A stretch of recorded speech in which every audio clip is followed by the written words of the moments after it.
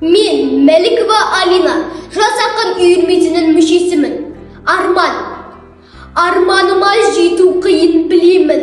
Армандаумен бұл өмірді сүремін.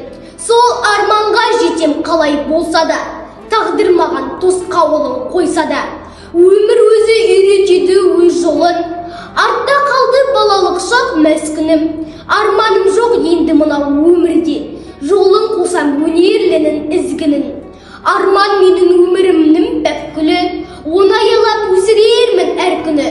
Өз бақытын сыйласа арман маған, неткен ғажап шынайы армандаған. Арман шіркін жетелейді тек алға, сол арманмен өмір сүргін жарай ма?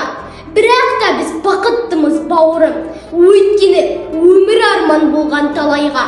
Дүниеге келгенімнің өзі бақыт, Құдайым сыйлай берсін шалқар шабыт.